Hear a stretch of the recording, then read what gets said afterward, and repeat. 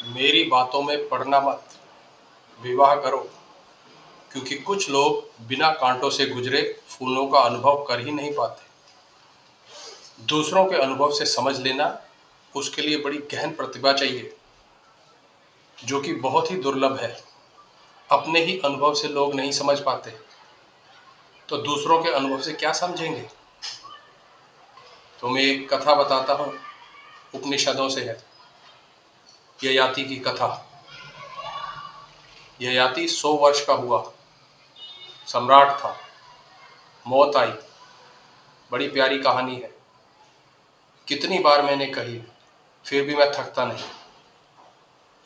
उस कहानी में बड़ा रस और बड़ा अर्थ है।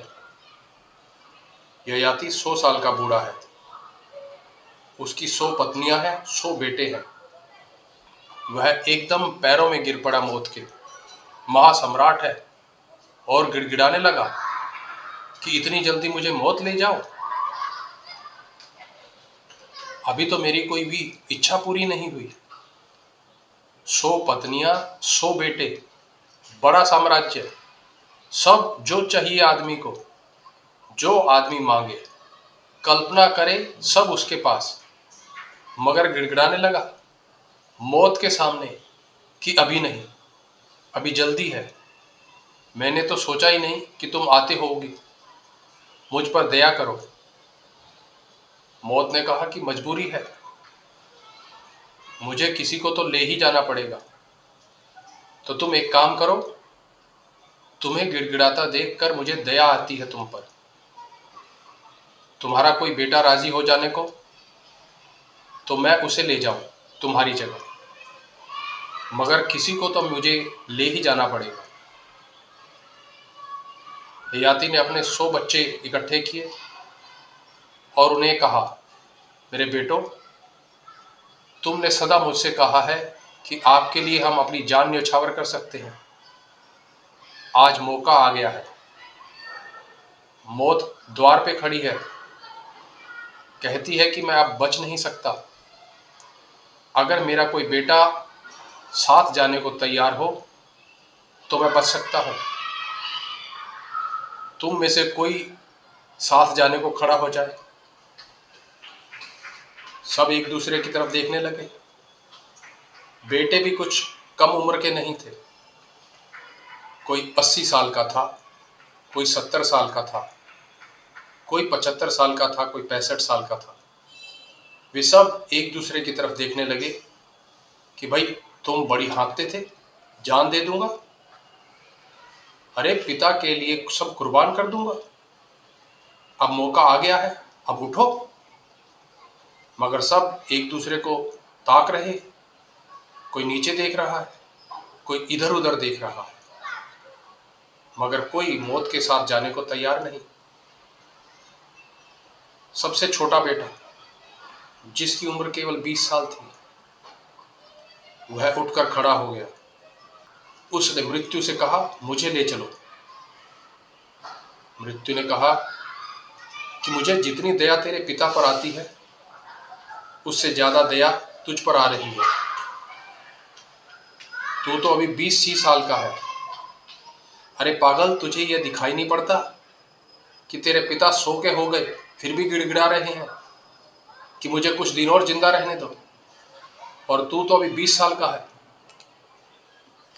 ना जीवन जाना, ना पहचाना, अबोध, ना समझ, तू मरने को तैयार है। तुझे होश है तू क्या कह रहा है? फिर से सोच, पुनः विचार कर। बेटे ने कहा, मुझे कोई विचार नहीं करना है। मैं इसलिए नहीं जा रहा हूं कि मेरे पिता बच जाएंगे। मैं तो यह देखकर जा रहा हूं कि अगर 100 साल की उम्र तक भी पिता को अभी भी कुछ तृप्ति नहीं मिली, तो मुझे क्या खाक मिलेगी? मैं तो यह देखकर जा रहा हूं कि मेरे और 99 भाई हैं, जिनमें से किसी को तृप्ति नहीं मिली। कोई 80 का है, कोई 75 का है, कोई 70 का है, कोई 65 का है, तो मुझे क्या खाक मिलेगी? मैं तो इनका अनुभव देखकर ही समझ गया कि यह आपाधापी व्यर्थ है। ले चलो मुझे, मैं तैयार हूं। कहानी कहती है वह बेटा उसी क्षण मोक्ष को उपलब्ध हो गया, मुक्ति को। किसी साधना से नहीं, बल्कि सिर्फ बोध से मृत्यु मोक्ष बन गई, सिर्फ इस बोध से। और ययाति का क्या हुआ पता है? 100 साल बाद फिर मौत आई, वो फिर गिड़गिड़ाने लगा, फिर पैरों में गिर पड़ा कि अभी तो मेरी कोई इच्छा पूरी नहीं हुई, फिर मेरे एक बेटे को ले जाओ। अब तो उसे तरकीब भी हाथ लग गई थी। ऐसा कहते हैं मौत 10 बार आई और हर बार एक बेटे को लेकर गई।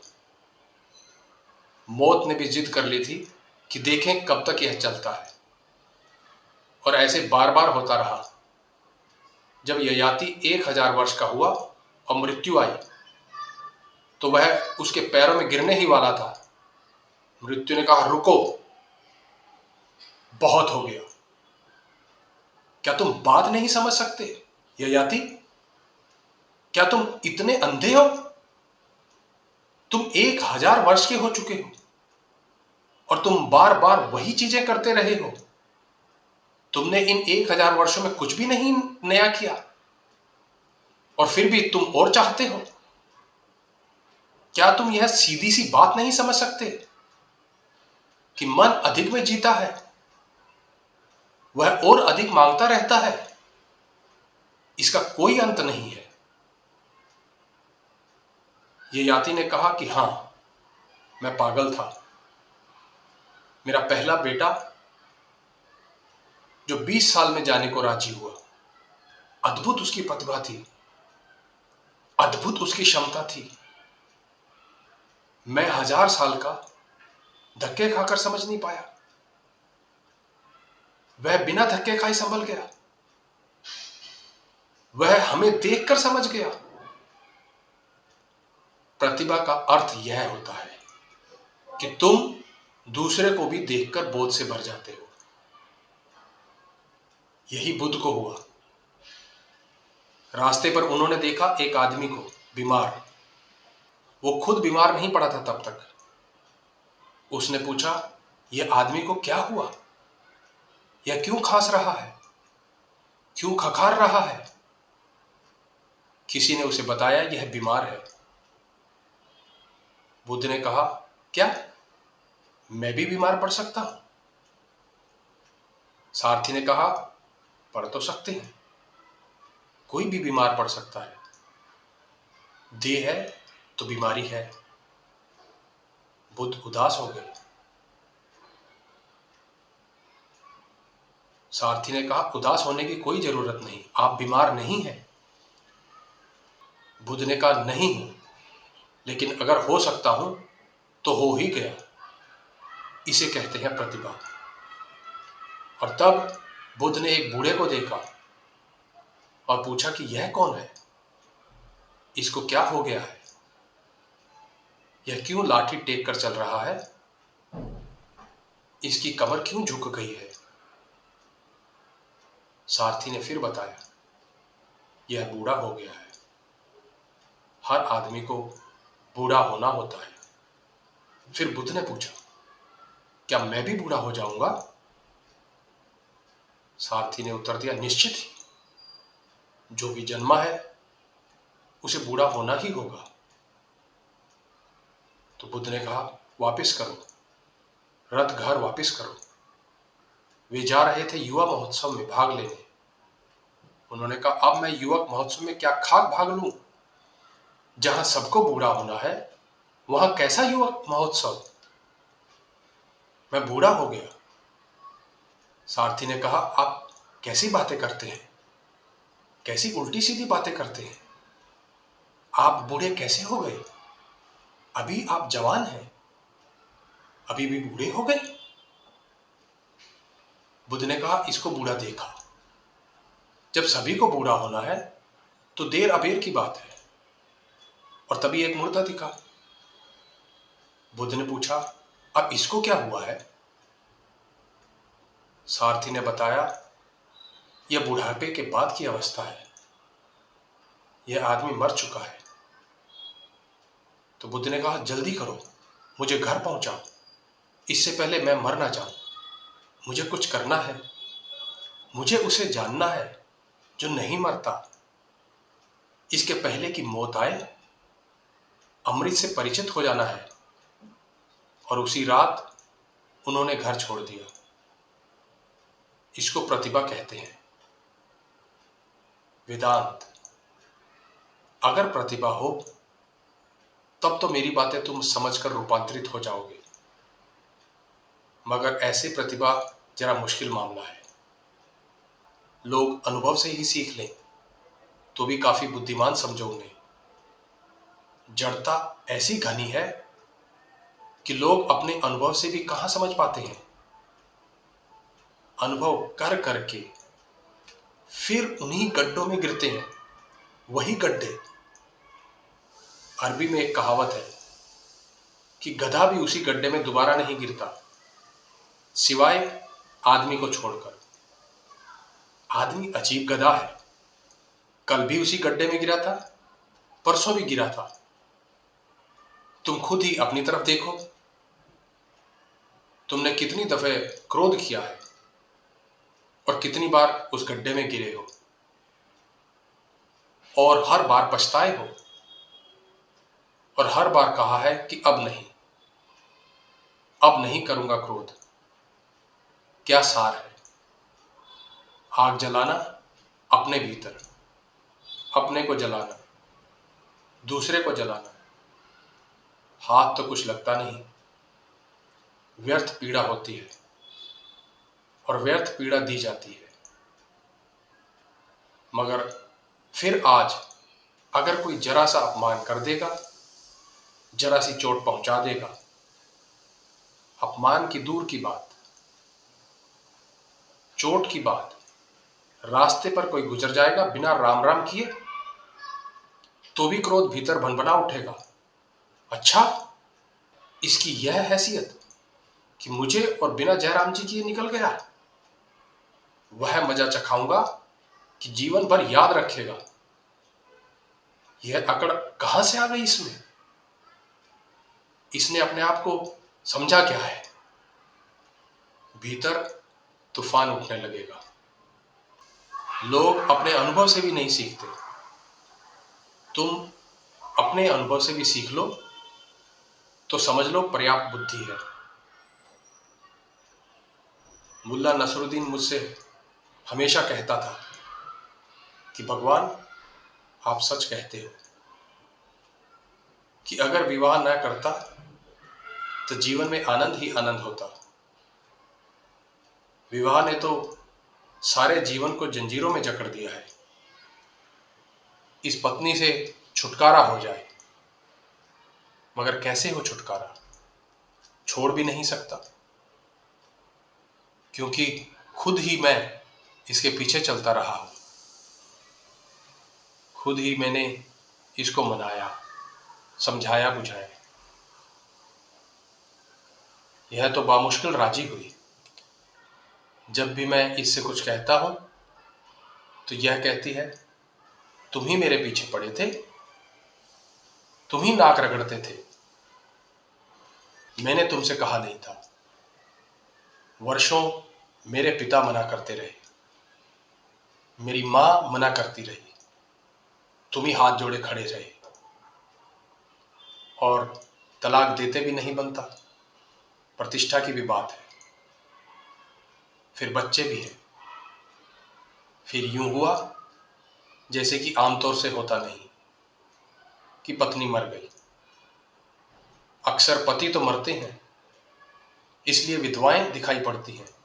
विधुर बहुत कम दिखाई पड़ते हैं। स्त्रियां मजबूत होती हैं, ज्यादा जीती हैं, 5 साल ज्यादा जीती हैं पुरुषों से। एक तो 5 साल ज्यादा जीती हैं, और हम 5 साल कम उम्र की लड़की से शादी करते हैं। सो 10 साल, 10 साल पत्नी तुमसे ज्यादा जिएगी, यह पक्का समझ लेना। तुम्हें ठिकाने लगाकर ही जिएगी। और ठीक भी है। आखिरी इंतजाम कर दिया, तुमको लिटा दिया कब्र में। रोज रोज बिस्तर पर सुलाती थी, कब्र में लिटाकर आखिरी इंतजाम करके, ताकि तुमको फिर पीछे झंझट ना हो। नहीं तो कौन तुम्हारी कब्र बनाएगा, कौन ढंग से पत्थर लगवाएगा। मुल्ला नसरुद्दीन की पत्नी मर गई। वह रो रहा था, छाती पीट पीट कर रो रहा था। तो मैंने कहा, नसरुद्दीन, अब क्यों रो रहे हो? अब रोने में क्या रखा है? तुम तो चाहते ही यही थे, तुम्हारी भीतरी मंशा यही थी। परमात्मा ने तुम्हारी प्रार्थना सुन ली, तुम्हारी सब नमाजें सफल हो गई। अब पत्नी से छुटकारा हो गया, अब प्रसन्न हो, उत्सव मनाओ। मगर वह माने ही नहीं, वह तो छाती ही पीटे जाए, वह तो रोए ही चला जाए। जब मैंने देखा वह मानेगा नहीं, तो मैंने कहा, अगर तुम्हें ऐसा ही अखर रहा है अकेलापन, तो मत घबराओ, अभी कुछ बिगड़ा नहीं है, अभी दूसरी शादी हो जाएगी। 1, 2, 4 महीने में दूसरी पत्नी खोज लेना। उसने मेरी तरफ गुस्से से देखा और रोते ही रोते बोला कि बात तो आपकी ठीक है, मगर मैं इसलिए रो रहा हूं कि आज रात कैसे गुजारूंगा और किसके साथ गुजारूंगा। क्या खाक आदमी अपने अनुभव से सीखता है? अपने अनुभव से भी नहीं सीखता। अपने अनुभव से भी सीख ले तो बुद्धिमान, दूसरों के अनुभव से सीख ले तो प्रतिभावान, और जो दोनों से ना सीखे वह महामूढ़। तुम कहते हो कि बिना इस अनुभव से गुजरे कैसे रह सकता हूं? नहीं रहा जाता। मत रहो, गुजरो। क्योंकि अगर मेरी बात मानकर जबरदस्ती रुक गए तो जीवन भर मुझे गालियां दोगे, और मैं किसी के जीवन में बाधा नहीं डालना चाहता। तुम अनुभव से गुजरो, कम से कम मुझे धन्यवाद तो दोगे। अनुभव से गुजरोगे तो मेरी याद तो करोगे कि भगवान ठीक कहा था, कि काश सुन लेते। बेटी की शादी सिर पे आ गई और तुमने अभी घर के द्वार पर चौखट भी नहीं लगवाई। पत्नी की बार बार की इस शिकायत से परेशान होकर पति ने पूछा, तुम्हें सबसे पहले दरवाजे की चौखट की क्यों पड़ी है? क्या इसके बिना शादी रुक जाएगी? पत्नी ने झल्लाकर कहा, समझते क्यों नहीं हो जी? हमारी बेटी अवसर पड़ने पर पति से कह तो दिया करेगी कि तुम ही तो गए थे मेरे बाप की चौखट पर नाक रगड़ने। अब बिना चौखट के कैसे विवाह हो? पहला काम है कि चौखट लगवानी चाहिए। एक बाप अपने बेटे को शादी करने से रोकना चाहता था, स्वभावतः। अपना अनुभव ही काफी था बेचारे को। सोचता था बेटा बच जाए। बहुत कम इतने समझदार बाप दुनिया में होते हैं। समझाते हुए बोला, बेटा, जो लोग शादी करते हैं वह अच्छे हैं, और जो शादी नहीं करते वे उनसे भी बेहतर होते हैं। ठीक है, बेटे ने कहा, मैं अच्छा ही भला, दूसरों को बेहतर होने दीजिए। अब तुम्हारी मर्जी। तुम अगर यही चाहते हो तो यही करो। अनुभव से ही सीख लेना, उसी तरह शायद समझ तुम्हें आए। इतनी ही प्रार्थना कर सकता हूं परमात्मा से कि कम उस तरह भी समझ आ जाए तो बहुत है।